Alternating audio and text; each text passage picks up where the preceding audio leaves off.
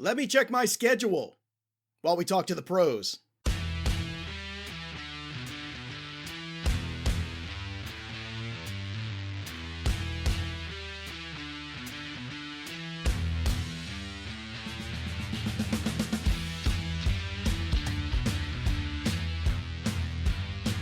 Welcome in, everybody, to the Fantasy Pros Fantasy Football Podcast. It's me, Joey P. Joe P. Zapia. That's Kyle Yates, and that's Mike Tagliere. And we're having our hot takes, our reactions, our fervent feelings about the NFL schedule that just officially dropped last night. And we're going to break it all down from a fantasy perspective and also from a football perspective, because at our core, we are football fans. And it's going to be fun to kind of talk about some of these matchups. But of course, we know you're here for the fantasy. We're going to give that to you today. And also, we've got a fun surprise because although Tags is under the weather today, he is soldiering through. He's a tough guy. He's day to day, but he's here anyway. Tags, I've got something that's going to make you very happy. And for those of you who are just listening to the podcast, I want you to go right now, pause it, and go to YouTube for Fantasy Pros because we finally got the reveal. Yates, go ahead. Show everybody what you got. Oh, it's the corn shirt. There it is, right over his heart. Which is, you know, probably the heart and soul of this show is obviously Yates. So Tags, does that make you feel a little bit better today that he's wearing the corn shirt? Yes and no, because he went like he half butted it, if I could say that. Where he has a flannel on that's covering, and all I see is the R in the end, where it's like, you know, represent corn, man. Like if I wore overalls and I had a hoodie over it, would it count? I know you would still be wearing the hat. I think that's pretty obvious. Like, do you shower in it? By definition, they wouldn't be overalls then, because they wouldn't be over all of your clothing. Oh, Lord. You know what? Oh, wow. Now that you have a second kid on the way, your dad joke game is getting stronger. I don't know if you realize that. It's finally happening. Plus, also, Yates said that it only came in a small, which I think is even more the reason why you got to rock it and wear it. It's skin tight. Ratings go way Show up. the pipes. Oh, my goodness. Yeah, where's the guns? I mean, come on. We've got Magic Mike and then me with a super small shirt. This show's going off the rails. I don't know, or getting really good really quickly. Depends on how you look at it. Well, we are now officially in the NFL season, and it's uncharted territories. Because look, now we're talking about a 17-game, 18-week schedule. So it's a very different game out there, and that's going to have an effect and a ripple effect, not only in the way players are used, but also I think organizations, the way they look at themselves. It's going to have a whole different landscape of the NFL, and it is only one game, and some people might kind of thumb their nose at it and say, oh, it's one game, who cares? It really does make a huge difference, and watching the schedule process and the back end of that last night was fascinating. They were showing you how they use the software to manipulate the schedules and all the different variations, and how just adding one more week of games can change everything in just a million different combinations of stuff. And they even showed the old school of the old guy that used to sit there and do this. I was telling Yates before the show, he would sit there eating pistachios, and the guy had a big belly, and he used to have the pistachio shells, and then like every 30 minutes he would just brush off the shells and get up to the board and start moving the tags of the team names. Not you, Tags, we would always keep you, we would never move you. We would move you around, and it was just such a fascinating process to see the evolution and what it is now, and how, you know, certain teams get certain games, certain weeks, managing the travel schedule, the London schedule, the bye weeks, all this stuff. It's very cool, and we're going to talk about it today. And before we do, I want to remind everybody, we got a giveaway for you. Calvin Ridley autographed jersey, thanks to our friends at pristineauction.com. If you go over and leave a review of the show on Apple Podcasts or CastBox, you can get involved in this. And once you fill this out here at fantasypros.com/contest, you are entered automatically to win after this every single time. So this month it's Calvin Ridley in the month of May. So again, go to Apple Podcasts, CastBox, drop your review, go to fantasypros.com/contest, fill out the form, upload your review. Next thing you know, you are entered to win Calvin Ridley autographed jersey. That's a good one too. It's really good stuff we're giving away thanks to Pristine Auction. So let's start with the fantasy takeaways, which is why everybody's here. And Tags, if you are still alive here to start this, we're gonna try to soldier through. Hopefully the Dayquil has now kicked in with the NyQuil and has made a nice, perfect kind of balance to not only keep you well enough to do the show today, but also give us some good analysis. So when you're looking at the quarterbacks, let's start there. what pops out to you in terms of the schedule, some of the quarterbacks that might have it easier, rougher, or might have some opportunity here? Well, the first thing I wanted to look at when the schedule did come out was the bye weeks, and I wanted to see about someone like Mac Jones. We've talked about that. First about thing I look forward to. The difference in the Patriots, under Cam Newton and Mac Jones, it's a completely different offense. So they have to decide when they're going to make that transition. If they're going to start with Mac Jones, they're going to start with Cam Newton because their bye week is in week 14. So basically, you're doing it on the fly, or you're doing it at the beginning of the season, because it's not going to be week 14 where they're going to swap everything over. Trey Lance and the 49ers, if they want Garoppolo to be under center for the first 5 weeks, they have a week 6 bye, which would make some sense considering what they've talked about as bringing Trey Lance along. Do I think they wait until then? I don't know. I could see him starting right out of the gate. And then you look at someone like Justin Fields, a week 10 bye with the Bears. The Bears, I don't know if they start in week 1. Going at LA on prime time doesn't seem like a great spot to do well in your NFL debut. So maybe they wait until week 2 to bring Justin Fields on the field. I don't know. We'll see. But looking it over, I mean, Tom Brady, right out of the gate, he's someone that he's going to start at home versus Dallas. I mean, Dallas, they did not select a cornerback in the first round. Everybody knows that. Atlanta in week 2, and then going back to New England in week 4. I mean, I know New England's a good defense and all that, but I mean, Brady going back there, he's not going to let you down that week. So you're talking 3 of the first 4 games for Tom Brady. It's really a great schedule for him right out of the gate. I saw a stat yesterday too that the Bucks have the biggest return year over year of any Super Bowl team in the modern day era of the NFL in terms of players coming back. And we all know continuity is so important. And the ironic part is last year they were a team that was assembled like the Avengers out of nowhere. Yeah. So the fact that they were able to come together, win a Super Bowl, and now they're all coming back is really stunning. And you're right, that schedule certainly does lay itself out. Not to mention Brady actually has a chance in that game to break the all-time passing record if he stays on his average. Yeah, did you see that? If he stays on his average from last year, which is somewhere around 288, that's about the number 4 games into the season that he would be at. Could you imagine stopping the game in New England for that moment? That would, it's on his mind. Anybody who thinks it's not is crazy. Right. Yates, when you looked at the quarterbacks, what did you see when you looked at the schedule by comparison? Well, all my notes have been gone through already because Tags literally took everything. I literally looked at the exact same. I sat down and I was like, okay, well, with the rookie quarterbacks, we know that Trevor Lawrence is starting from week 1. They have no competition on that roster. Same with Zach Wilson, right, in New York with the Jets. So I went and looked at Justin Fields and Trey Lance and Mac Jones and came away with the same thing. Immediately went right to New England, was like, when's their bye week? Because we talked about, just like Tag said, we talked about it where it's like, how are you going to switch this offense over? And I've kind of said this already, but I think a healthy Cam Newton, Mac Jones is not beating out a healthy Cam Newton in training camp. Like, he's just not. So it's when the concern is when Cam Newton starts to break down, if he starts to break down. Then when do you make that switch? So I think the bye week was a natural transition for that to happen. With that being pushed all the way to week 14, that's just crazy. I don't think that we're going to see a ton of Mac Jones here. The other things with Trey Lance and Justin Fields that I'll add, I think that we're going to see Trey Lance starting by week 11. With San Francisco, they go with Indianapolis after their bye week, Chicago, Arizona, the Rams. Those are some pretty solid defenses. And then week 11 is Jacksonville, Minnesota, Seattle, Cincinnati, Atlanta, Tennessee, Houston. So after that, I think you could easily see them turn that over and say Trey Lance is in now after that point, because we've got a pretty solid transition for him here. And then Justin Fields, I think, starting by week 12, because I think you look at Chicago's schedule and they have some pretty easy wins that they can get out of the gate. It is a tough schedule, but once you get to that point around week 12, you're looking at Detroit there, Arizona, Green Bay, Minnesota, Seattle. Like, those are some defenses that you can turn it over to Justin Fields. The only other one that I'll mention was Matthew Stafford. Matthew Stafford coming into LA, we kind of had some of these high hopes for, right? He's with Sean McVay. He's got some weapons. Like, this is going to be great. But guys, I'm not drafting him. Like, he's falling into this territory of a streaming quarterback, and you look at his initial start to the season, it's Chicago, Indianapolis, Tampa Bay, and Arizona to start. Like, maybe Arizona. But if he's a streaming quarterback and he's got 3 really tough matchups right out of the gate, I'll let someone else draft him. I'll let someone else get frustrated with him those first 3 weeks, drop him, and then I'll pick him up. Because after that, I mean, just to have that expectation that you're going to get a really, really sky-high ceiling with Matthew Stafford right out of the gate, I don't know if it's there. That's a really good point, actually, you're making there, because he is right on that bubble of QB1, QB2, certainly. And I will say this also, I'm going to ask you this question, guys.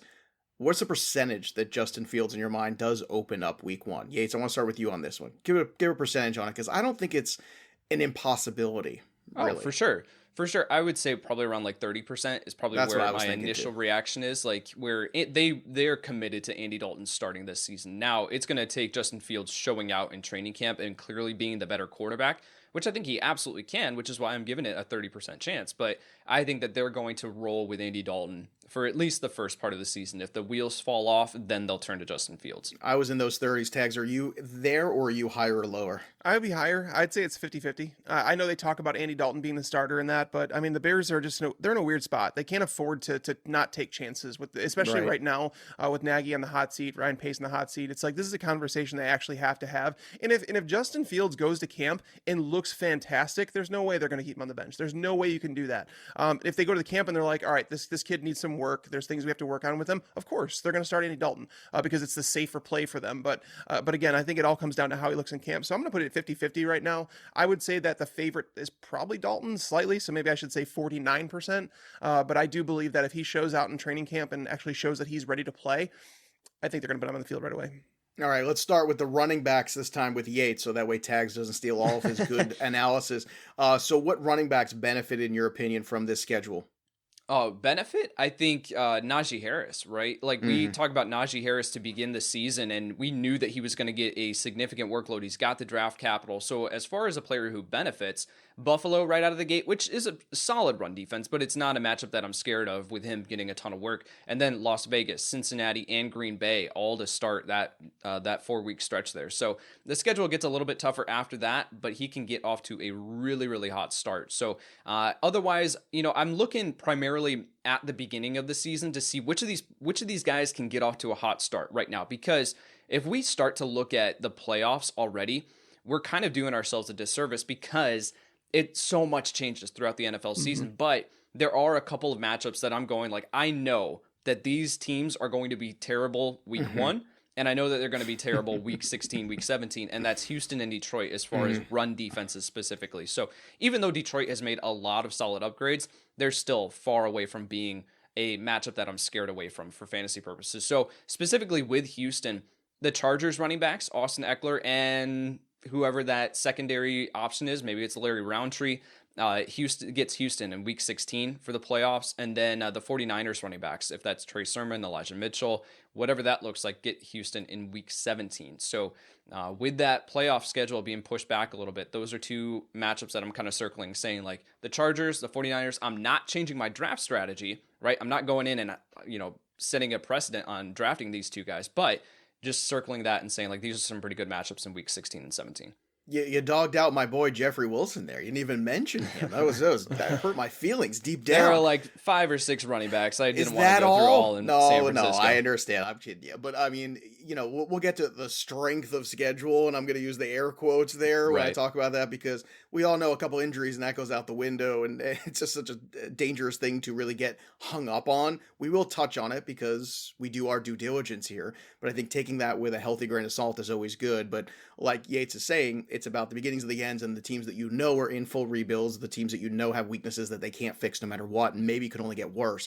Tags, when you look at the running back position versus the schedule, what kind of comes to your mind? Yeah, so Najee Harris was definitely like my clear-cut number one winner when you look at his early season schedule, and that's really, when it comes to strength of schedule, all I really want to look at is the first 5 weeks, maybe 5-6 weeks, because again, strength of schedule beyond that gets a little tricky because teams obviously change as the year goes on, coaching staffs, player upgrades. We really don't know beyond the first couple weeks. And then on top of that, your roster might not look the same. Just because you drafted a player in fantasy football doesn't mean you're going to have him on your roster for the fantasy playoffs. My roster, I know when I was really active in fantasy football, when it wasn't my job and it's like all I focused on was like, I would draft 17 players. And I think by the end of the year, I had 4 players from my original team on there because I was always dealing. But David Montgomery is someone who pops off the list to me. Now he starts at the Rams. That's going to be a tough one.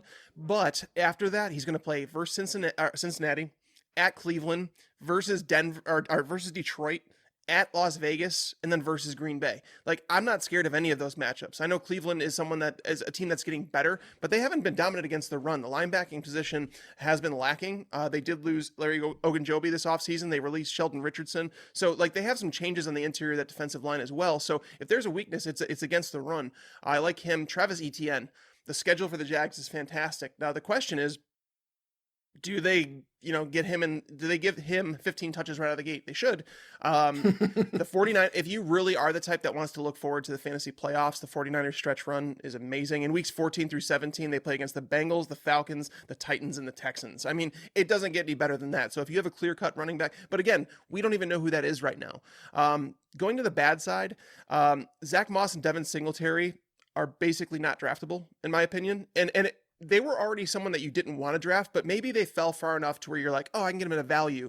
But you look at them and they play against Pitt, against Miami versus Washington the first 3 weeks. So it's like, you're not going to play them those weeks. Just don't draft them. Let someone else do that.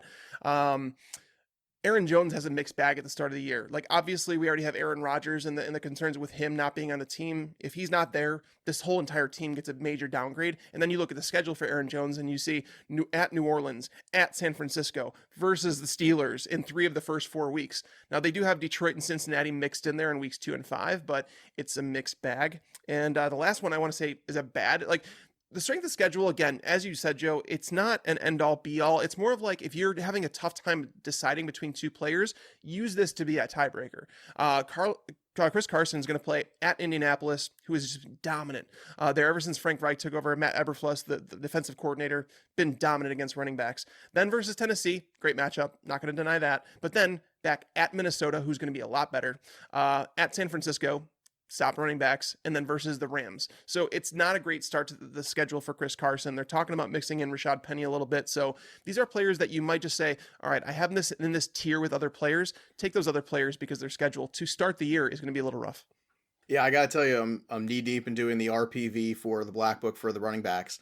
And I was waiting for the schedule to come out to just kind of see where things fell. And my big takeaway, too, is the same thing as you guys, is Najee Harris and ETN possibly. And I already had them pretty high, but I think getting off to a good start for both those guys will go a long way because then they keep those jobs and maintain those. And maybe it doesn't happen the first week or 2 with ETN, but my goodness, it feels like it really could. If you're going to make that kind of investment in a running back with the draft capital you're using there, I still don't understand how an undrafted free agent, as good as James Robinson was last year, prevents that from happening. I can't wrap my mind around it right now. And I know they're trying to, do the right thing by this guy who really did a good thing for the organization last year and really kind of, gave a fantastic performance there unexpectedly. But at the same time, you got to be realistic too about what the future is, and the future is now for Jacksonville. Really quick, before we move on from running backs, I wanted to mention a guy that I did not like as far as their schedule, Sure. and that's Josh Jacobs. Like, I'm already with Josh Jacobs, I'm already kind of out just based on the downgrade on the offensive line, the addition of Kenyon Drake for as much money as they gave him. But then you look at his start to the season, it's Baltimore, it's Pittsburgh, it's Miami, Indianapolis, Tampa Bay, Denver, Philadelphia. If you want to go past their bye week, they have the Giants, which is a solid run defense. Then you have, I lost it. Where did it go? Kansas City. And then you get to Cincinnati, Dallas. Like, there are some solid matchups there. But that first stretch of the season is absolutely brutal for Josh Jacobs. For someone who I was already kind of out on, if he had like a solid start to the season, I would kind of buy back in. But this is like, I will have 0 shares of Josh Jacobs this year. Well, it's very important, Yates, that you identify the players you don't want to draft. We always talk so much about the guys we want, but the guys, even like Dags was mentioning before with the Buffalo backs too, when you have guys who are already in potential time splits or shares, then you throw bad starts to schedule. You only have so many weeks. I know we've added a week, but there's only so many weeks for you to be good, to be a playoff team, to have a winning record, to get to the playoffs and succeed. Why would you do that to yourselves? And if you really do like the player and you sometime want to invest, that's what DFS is for. You can go for those matchups later against the Bengals and some other stuff and play a little those guys in there if you think there's some upside and maybe it gets better or there's clarity.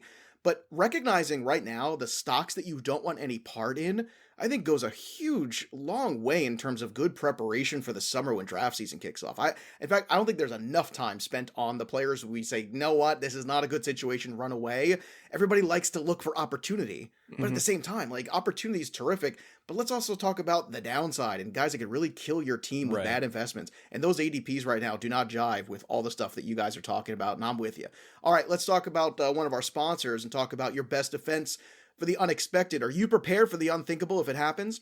If a medical emergency arises, Air Medcare Network provides members with world-class emergency air transport services to the nearest hospital with no out-of-pocket expenses. Join today and never pay a dime for your medical flight flown by an AMCN provider. Insurance doesn't always cover the full cost of a medical emergency, so this is a great way to secure financial peace of mind. Memberships cost as little as $85 a year for your entire household.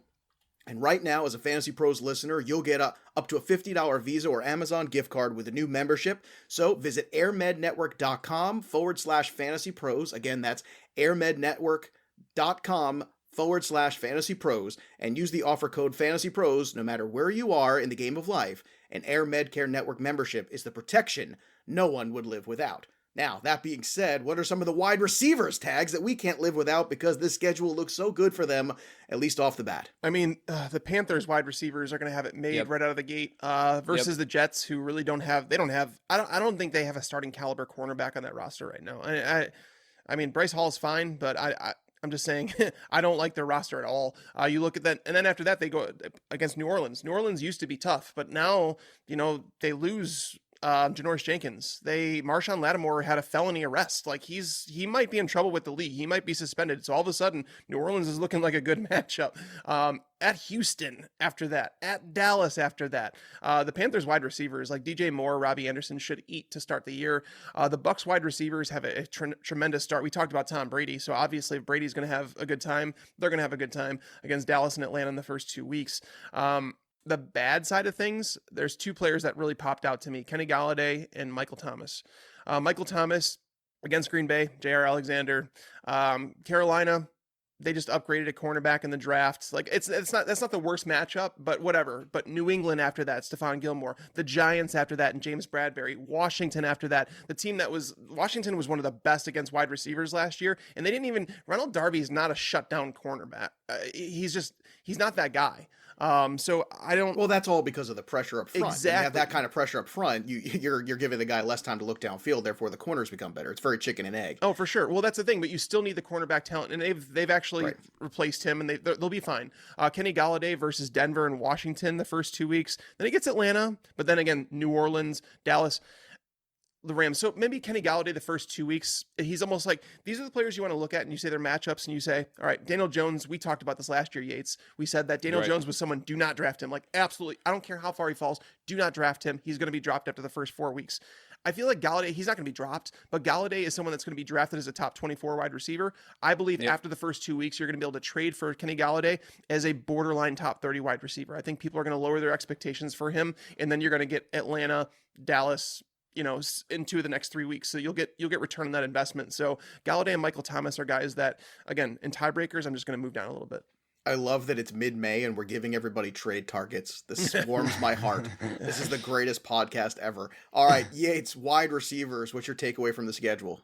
Absolutely. Panthers and the Bucs wide receivers were two that jumped right off the page. And what I'm really, really interested in here is, do the Panthers utilize Terrace Marshall the way that I'm projecting and keep him on the outside? Now, he played in the slot last season at LSU, but with Joe Brady, he was on the outside and with LSU in 2019. And that, granted, you did have Justin Jefferson out of the slot there, but if they keep him on the outside, what does that mean? You have Robbie Anderson on the other side, and then you kick DJ Moore into a full-time slot role. Put that with the schedule, with Sam Darnold, I think DJ Moore, if they do utilize him this way, I just feel like DJ Moore is going to be a target everywhere, no matter the price for me.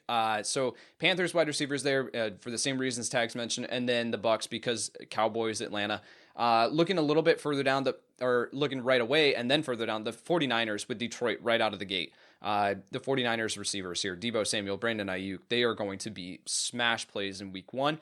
And then you talk about that run there, Tags. I mean, Jacksonville, Minnesota, Seattle, Cincinnati, Atlanta, Tennessee, Houston. Like, that is just a gold mine for fantasy football. So yeah, those were definitely the standouts for me as far as the teams. But I'm particularly looking and watching what Carolina does with Terrace Marshall in the preseason and during training camp, where he aligns, and if they're moving DJ Moore into the slot, because I think he's going to get off to a very, very hot start. Well, if Moore does go to the slot, we already know about Tags' analysis about those slot wide receivers and how useful they could be in fantasy. And this is a guy that's, maybe has disappointed people in terms of touchdown productivity, but I don't think is disappointing as a wide receiver. I think he's a fantastic talent. And I absolutely love this week 1 matchup where Sam Darnold gets to play the Jets in week 1. That's great. That's a great storytelling. It's a great job by the NFL putting that kind of game right off the bat. There you go. There's your quarterback of the future and your other quarterback who used to be the future going against each other in the first week of the season. That's fantastic. Good television. That's what I want. I want good television. All right, let's talk about tight ends. Yates, from this schedule, who kind of pops off to you in terms of maybe somebody could have some success against some weaker linebacker cores, or, those third corners that don't cover very well where there's a weakness on the depth chart? Sure. There were 2 players that just jumped out when I was doing some initial looking at the schedule, and Kyle Pitts was one of them. Where we talk about Kyle Pitts getting the significant draft capital in Atlanta, the number 4 overall pick. But here's my concern is that Kyle Pitts, I think his redraft ADP is going to it's going to escalate to the point where he's going to get to tight end 6, maybe even tight end 5 off the board. And you look at his matchups right out the gate, and it's Philadelphia, which the Eagles have not been a very good defense against tight ends historically, and they didn't really do a ton to upgrade the safety room or the linebacker core, which those guys are the ones that are typically tasked with guarding tight ends, right? So, but then Tampa Bay, they're going to have a scheme in place to make sure that they stop Kyle Pitts. The New York Giants, that I feel like the same thing. Washington. So this is a really, really tough ask for a rookie tight end. Yes, as talented as Kyle Pitts is, to come into the NFL and then get off to a very hot start to justify that high ADP, which I'm already forecasting is going to get out of hand. I just feel like I'm going to have 0 shares of Kyle Pitts in redraft leagues because it's going to get to the point where it's too out of control. And then we're going to get to the point where I don't think he's going to, justify and back up that price tag, that investment here to start the season. The other one is Darren Waller. Darren Waller, you look at his schedule, and it's the same thing with Josh Jacobs. I mean, Baltimore, Pittsburgh, Miami, the Chargers, Chicago, Denver. These are some really, really tough matchups. Now, Darren Waller, of course, is going to get targeted a ridiculous amount, maybe even more than he has in years past because the offensive line isn't as good. They're not going to be able to run the ball as effectively, in my opinion. So maybe Darren Waller gets a little bit more of a target bump. But just to again, if he's going as the tight end 3, the tight end 4 off the board, to have that tough of a start to the season, that's just a little bit concerning for me. So just wanted to mention it here, but those were the 2 that stood out. What's fascinating about what you just said is the 2 things kind of ring true. Number 1 is it makes me want to value Kelsey more, and it also makes me want to wait on tight end and start to take shots on the Irv Smiths of the world. Take shots again on Noah Fant potentially, take shots at some other guys maybe later on, let the position come to you, because I'm with you. I think right now Pitts' value is kind of like, yes, that's the talent, that's the draft capital, it makes sense, it's right there, but people are going to start talking about it, and come July, come August, it's going to get overall ADP into a very precarious spot where he doesn't go from a bonus guy, he goes from a must perform. And that's the thing that happened last year with Clyde Edwards-Helaire, or as I like to call him, Clyde Edwards-Helium. What happened last year when we went into that first round with him and then up into the top 6 where it felt insane. And I think if it goes in that route, then we're all in a dangerous place. For you, Tags, did you see those same things that Yates saw in the schedule, or is there something else that kind of pops to you? No, a lot of similar thoughts, honestly. Tight ends I don't put too much into just because tight ends are extremely volatile to begin with, but I agree in the fact that Darren Waller is someone that's been going in the 3rd round right now. I think that's his ADP in early drafts. That's a little too rich, when you start thinking about it. So when you think about Mark Andrews and the new competition that he has there in Baltimore with the wide receivers, and it's for me, it's Kelsey, Kittle, or bust. I'm not taking Pitts. Right. I'm not taking Pitts as the 5th tight end off the board in a redraft. That's nuts. If you want to bet that Pitts is an outlier and he's going to finish as a top 12 tight end in year 1, that's cool. But do you want to invest the draft equity to say, yes, it's going to happen? No, I think it's ridiculous how high Pitts is going. And there's some places, Yates, I don't know if you saw this on Twitter yesterday, some people are turning down offers of Christian McCaffrey in Dynasty for Kyle Pitts. And it blows my mind. Stop. Where did this happen? Tight ends are so difficult to project, and I think you're going to be able to get Kyle Pitts cheaper this time next year than you are this year. Right now, his stock is at an all-time high. And unfortunately, it's going to be that way in redraft. I should say fortunately, because again, the more tight ends that go earlier in drafts that are not Kelsey or Kittle or maybe even Waller, it's okay, that means more players are going to fall to me in the middle round. So yeah, I don't put too much stock into this, but again, when you factor in the schedule for Waller, I kind of agree with Yates here, where it's just you go Kelsey or Kittle or bust. Wow. I feel like Waller, from the volume standpoint, if that holds true, can kind of at least get you medium productivity over those weeks Oh, yeah. just because of the volume. Right. So I think if you're still looking long term, and who knows, maybe this narrative will take hold. And it's always funny to me which narratives in this draft season take hold. Every single year, there's some that really do and some that don't. And if that one takes hold, like, oh, really tough thing for Waller, maybe you start to see a little suppression in his ADP. And if that happens, he goes from being possibly dangerous early on to possibly a value. So I'm curious to see how that unfolds. But this Pitts one, there's a few already that you can kind of feel are going to start to make some some giant leaps and bounds as we go. And this is the difference between early drafting and late drafting. And it's nothing to do with Kyle Pitts and his talent level whatsoever. No, it's like the I think that he is talent, going, it's the I do perceived think that value out there. yeah, I do think that he is going to have a very good rookie season. But as far as if he is going as the tight end 10 off the board, then that's something where I'm fine pulling the trigger on that because I do think that he's going to return that value. If it starts to get buoyed to the point where he's tight end 5, tight end 4 off the board, if he's going before Darren Waller, then it's just like, No, Mark this Andrews, is too much. I've seen him go over Darren, not over Waller, but I've seen him go over Mark Andrews. Yeah, so I mean, that point, you are placing all your chips in that basket that Kyle Pitts is going to be just a generational talent, an outlier, that he's going to break all records for rookie tight ends coming into the league, right? Like, at that point, just the risk factor is too much for me to invest. So we'll talk more about that. We'll talk more about that as we get into draft season.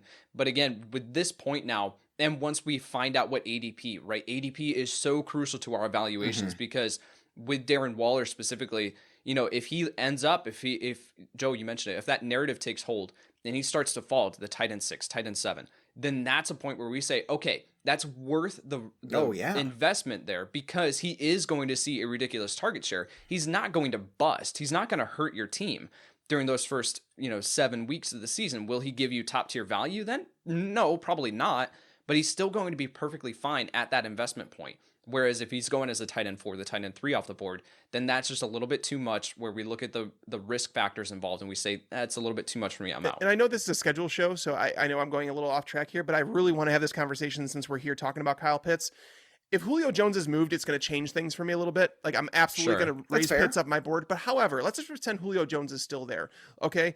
Arthur Smith is in town. Arthur Smith ran a very efficient offense in Tennessee. This is not Dirk Cutter's offense. This is not an offense that's going to throw the ball 650 times. Do you guys know how talented Jonnu Smith is? He's very talented. He's an athletic freak in his own right. Okay. Jonnu Smith, I have no idea. I have no idea how talented Jonnu Smith, okay, has maxed out under Arthur Smith 66 targets in a season. Jonnu Smith could be lined up as a wide receiver too, guys. Like, I mean, I'm not saying that Kyle Pitts is not more athletic and more talented than Jonnu Smith. He is, but at the same time, 66 Arthur Smith targets. had to be in on this decision, I imagine, too. So, I mean, granted, if they're looking at it and saying, oh, okay, we're going to make this early pick here with Kyle Pitts, then there has to be a plan to get him involved on a higher level threshold, potentially, than that. But you're making a great point, which is when Julio's still here, there's definitely suppression possibilities. And you bring up the talent of a guy like Jonnu Smith. If you're getting Jonnu Smith in, I don't know, like the 8th round of a draft, just throwing around, or 9th or 10th, we start to get later into some of these guys, and I love Jonnu, and I think he's going to be great for the Pats.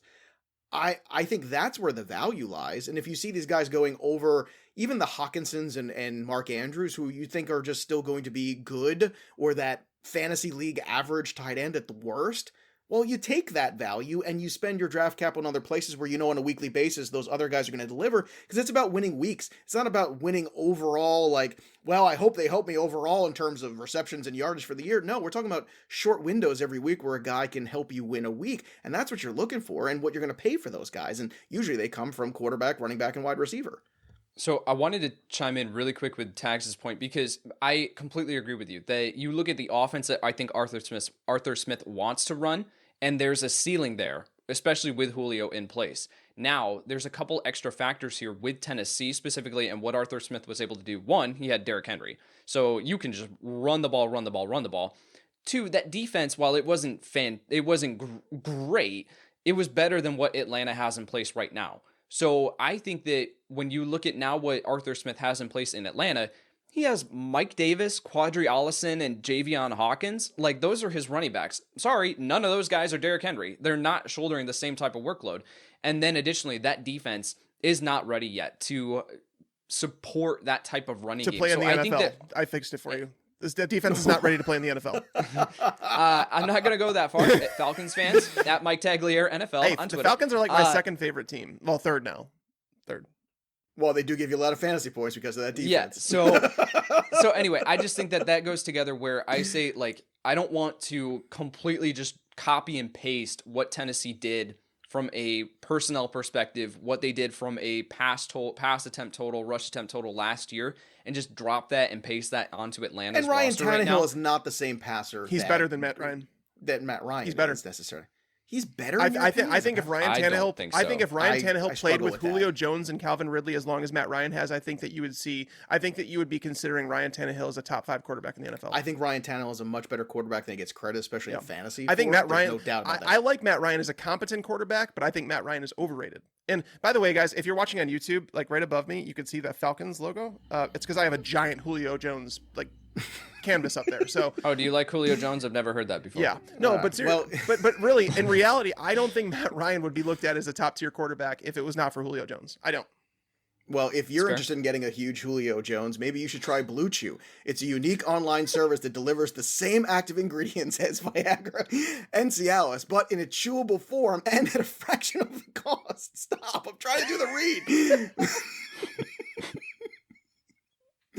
Stop it. What are you doing? You're killing the show. You're a show killer, Tex. Okay. Blue Chew's tablets combat all forms of ED and can help men gain extra confidence. All joking aside, this is serious stuff. When it's time to perform, Blue Chew is going to be there for you. It's an online prescription service with no doctor's office visits, no awkward conversations, and waiting in line at the pharmacy, and it ships right to your door in a discreet package. And the process is simple. You sign up at bluechew.com, you consult with one of our licensed medical providers, and once you're approved, you'll receive a prescription within days. And the best part is, it's all done online. So, if go to bluechew.com right now for more details and the safety information about Blue Chew.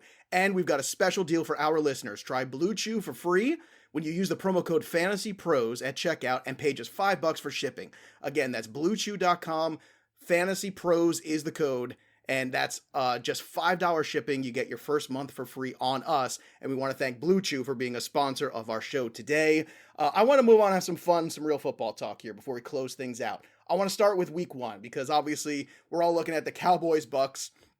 Give me in your mind, Tags, the over-under number for this game. Cowboys-Bucks. What's the over-under on this one? What are they going to set it? Like my best guess at what they'll set it at? What's your best guess? Yeah, I'm going to say that no, it's higher. It's higher. I'm going to say they're going to set it at just gonna say 54 and a half. Wow, I thought Oh. 51, I was pushing it. You know, week 1, guys are still trying to get up to speed sometimes. Wow, are you going to go that high too there? I said 53 and a half was what I was going to Okay, wow, you guys are even more bullish than me. I mean, that's a big DFS game. Everybody's going to be playing. Oh, yeah. That's the whole point, though. It's isolated, so it's going to be fun just to ISO that game and play it. All right, Jets of Panthers. We talked about that. That's going to be fun. When you're looking at week 1, also, you have a few other narratives that you can throw out there, too. And the Dolphins going to the Patriots, too. That's always a fun rivalry that there's been some struggles with back and forth over the years. But you also get the Bears and Rams on Sunday Night Football. Tags is shaking his head. Why are you shaking your head there? I mean, it's cool. I mean, the Bears are going to be on primetime the first time I'm away from Chicago, but I don't know. Something tells me I'm not going to feel the heartbreak in this one. I just feel like I feel like I understand what's going to happen in that game, and it's not going to be pretty. And that's part of the reason that I don't want Justin Fields to start week 1. I don't want him to go against Aaron Donald in that first week with that new offensive line. And that new building. Don't forget, they didn't get to open the building with That's people right. last year. No one's played in that. And I be feel like loud. nobody's really talking about this, and I feel like we should. Yeah. That this is their second chance because they opened last year on Sunday Night Football against Seattle. Do I want to say? Or Dallas? Man, Dallas. I can't remember. Dallas week 1. I'm almost positive it was Dallas week 1. And because I remember seeing CeeDee Lamb out of the gate going, "Ooh, I'm getting very excited about this. This looks really good." All Little those Joey, draft calm stocks down. of CeeDee Lamb. Little Joey, settle down. We'll get the Blue Chew in you later. All right, so here's the thing. This is a new opportunity too, where you're talking about Las Vegas with people for the first time. You're going to talk about LA with people in these buildings for the first time. That's going to be a very exciting thing for some of these teams, and we're getting that redo basically for the Rams. Yates, what are your thoughts on this Bears-Rams Sunday Night Fest? Yeah, I mean that's a really good point that the stadium's finally going to be opened up, and that stadium is just beautiful. That was just so heartbreaking to see that they spent how much money to build that stadium, and then COVID hit and no one can be in it. But Yates, So real quick, will there be more Bears fans than LA fans in that stadium? Quite possibly. I think it's possible too. I really do. Quite Right. possibly. If it's Fields, if it's Fields, 100%, you will see people travel to see that game. I guarantee. Yeah. I just think that, with LA, with them transitioning obviously from St. Louis, you've got to take some time to rebuild that local fan base. And it's going to take some time. So, but yeah, it's going to be a fun game to watch on Sunday Night Football. I think the Rams are going to win that. Yeah. But yeah, it's going to be fun to watch. I think it's also interesting that you got some wrinkles here with the schedule. They're a little different because no doubleheader Monday night for the first time in a very long time. We always historically get that Broncos late night game on Monday night. Raiders typically. Raiders Broncos. Yeah. That feels like every year. But we're not going to get that. We're also going to get that weird flex where they're going to take I think it's the last week where they're going to move games to Saturday. There's going to be 3 games, I think, on the Saturday, and then you're going to have a game flex to Sunday night. So if you're looking, you see everything on Sunday in the last week in 18. That's not the way it's going to look. It's going to flex out differently. But I think overall they've done a pretty good job with some of these primetime schedules. It's also interesting when you start to look at the schedule with or without Aaron Rodgers on the Packers. Because the Packers have a lot of big-time games, and all of a sudden, if Aaron Rodgers isn't there for some reason, and it ends up being Blake Bortles, or it ends up being Jordan Love, whatever it ends up being. I'm so happy that the Packers signed Blake Bortles.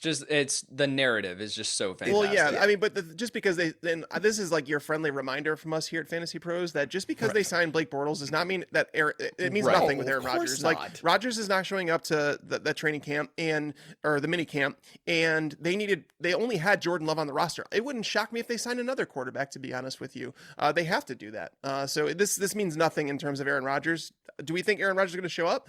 I think that he's probably done with the Packers, but I don't think this didn't do anything to move the needle with me. It is interesting though, like just to highlight, and I agree with you, like let's calm down. Like this does not mean that Aaron Rodgers is completely gone, but it is interesting that they signed a quote unquote veteran presence rather than taking the shot on like one of these undrafted rookies that came in, or a first or second year player. Like they brought in a veteran presence with Blake Bortles to be that like potential mentor for Jordan Love, right? Because if you go with 2 rookies, 2 young guys, you have Jordan Love and then you have another second year player or whatever, that just is not a recipe for success. So and granted, Blake Bortles as a veteran mentor is not a recipe for success, but it's just interesting to note. All right, let's talk about the strength of schedule theoretically. So opponents combined 2020 record. So basically what we're looking at right now is at the top of this board, the Steelers, the opponents for 2020, the win percentages is .574. So that's at the very top, followed by the Ravens, the Bears, the Packers, and the Vikings. And once again, comes to this Packers conversation that if it's a very tough schedule, which again, the NFL basically said, yep, Aaron Rodgers on the Packers, we're going to go ahead and we're going to push forward. And look, they were in the championship game last year. They're going to have these big time games anyway, just because that's how the schedule works. But the Bucs got the easiest schedule, right? And I was going to say, and you go look conversely, the Bucs, and it's also because the Bucs are on who they're playing too in terms of outside of, but like, yeah, if you go flip the script here, the bottom 4 teams or 5 teams, you get the Dolphins at the 471 winning percentage mark versus, and the Buccaneers at 465, the Falcons at 454, the Cowboys 452, and the Eagles at 430. So what's fascinating to me is you got the Cowboys and Eagles here lower, but again, that number is skewed because of how bad the East was last year, because nobody had a 500 record. So this is right off the bat why I want to just shake people and say, like, you can't look at this and go, oh, look, it's such a good schedule for the Cowboys and Eagles. Look at us. No, it's because everybody was so bad last year. That's why trying to figure out what region of the country he was trying to impersonate there. Stupid. It's the same guy saying, hey, you want I want a Kyle Pitts for Christian McCaffrey. I want to get that done. I want to get that work. I think it's some mutually beneficial relationship for us to do that. But seriously, I don't understand this. Yeah. So this is my struggle here. Guys, when you look at the strength of schedule, again, is there anything actually to glean from this? Because I think the Bucs is actually something you can take away, which is kind of frightening when you think about it. Yeah, I mean, outside of the Bucs and the NFC, I don't really know if there's another contender that you could say, especially if Rodgers is not on the Packers. Like Seattle, is that who we want to go with? I mean, I don't know if I have faith in that. Well, it's not the Saints anymore. No, it's not. So you got to take them out of the equation. If Rodgers is gone for the Packers, you got to take them out. And it shows because in Vegas right now, after the schedule came out, the Bucs had the most wagers. 23% of the wagers that came in were for the Bucs to win the Super Bowl. And you know what number 2 is? the Broncos at 7% of the wager. Because they're betting on Yeah, the because Rodgers being traded. They're trying to take the odds now to before get Rodgers gets yeah. dealt. No, it's a smart bet too, because It is a Denver smart has a bet. complete team. But I mean, I just put my money on the Chiefs still. They're not going to. They were fourth. It was the Colts third and the Chiefs fourth. The They were all Colts? 7. The Colts third. I'll say it again. I love that reaction. Colts. But yeah, 7.27 for the Colts, 7% for the Chiefs. So those were the top 4, with Buffalo carrying out the 5 with a big drop off. 4.8% of the bets that came in were for the Bills. Yeah, very interesting. Yeah. I think. So look, that's strength of schedule for you. Real quick, let's have some fun. Also, this is going to be a year where you can't be 500 anymore. Yep. Which I think is also a fascinating little wrinkle in this schedule going forward in the NFL, and the pride level of teams and the separator of, you're either a 500 team or you're a below 500 team. This was made for Jeff Fisher for this kind of a season. He would tie. He would 100% tie a game and finish 8-8-1. 100%. Just to screw everybody. Yeah. But we talked about Tom Brady maybe breaking that record in New England. A couple other fun things. Week 5, you get Bills at Chiefs. That should be a hot game. Week 7, you got Lions at Rams for your little narrative there with the Jared Goff and Matthew Stafford thing. He's going, boy, oh boy, I'll tell you what, man, I don't know what the line is going to be for that one, but I can't wait to see potentially. And then, of course, Jags, Jets at the beginning of the season too, at the end of the season, rather, you're getting Jags, Jets, which is kind of fun. I want to talk about this too. Washington finishes its schedule basically in like a round robin tournament, playing all of its in-division opponents. Yeah. What do you guys think about this? Is this a good thing for Washington or a bad thing? I think it could be a bad thing in terms, because those games typically, like, teams prepare more for them, and it's like more goes into it. And if you, it's rare that you see 2-0 in division. Usually you're splitting the games. Like even the Bears Packers, even when the Bears are not very good, usually they'll split the series. So it's definitely going to be tough, and that's like around the time when your team's worn down. They have their bye week in week 9.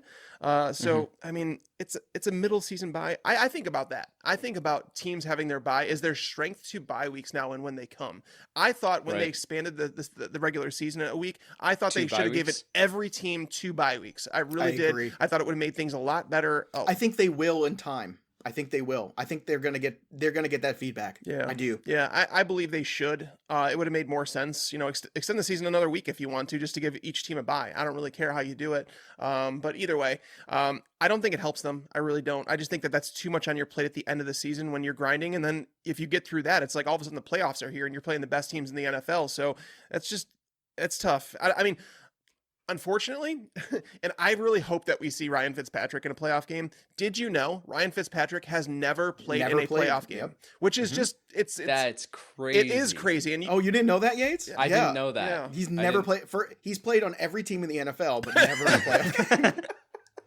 That is the most staggering stat ever, and I want him to. I think Washington. I love Ryan Fitzpatrick so much. I do too, and I'm wishing him the best. I got another question for you, Yates. What do you think about the benchmarks now for fantasy when we have a 17-game season instead of 16? Things like the 1,000-yard wide receiver, things like the 1,000-yard rusher.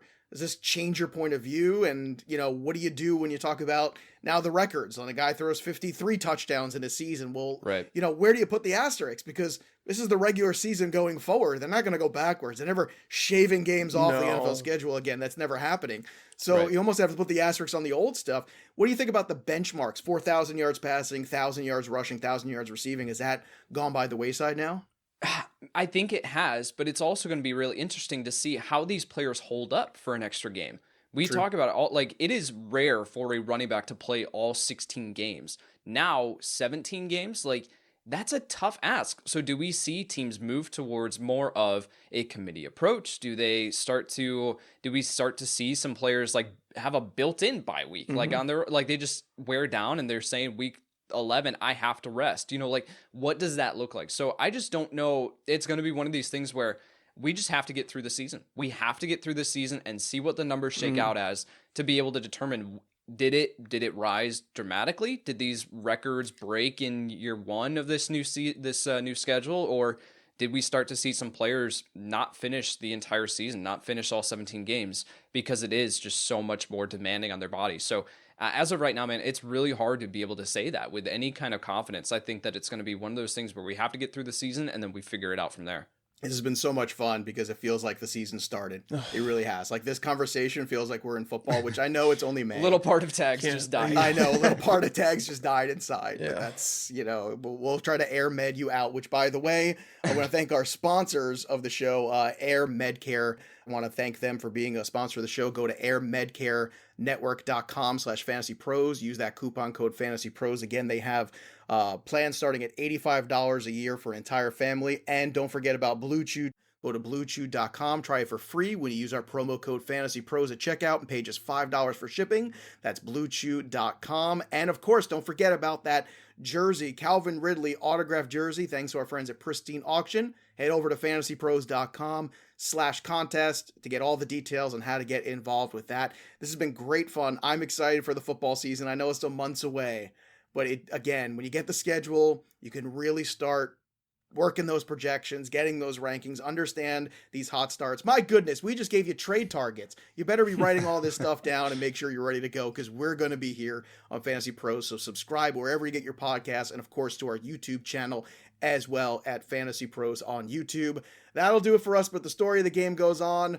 For Yates and Tags, I'm Joey P. We'll see you next time, kids. Thanks for listening to the Fantasy Pros Football Podcast. Follow us on Twitter and Instagram at Fantasy Pros, and subscribe to our YouTube channel at youtube.com/fantasypros.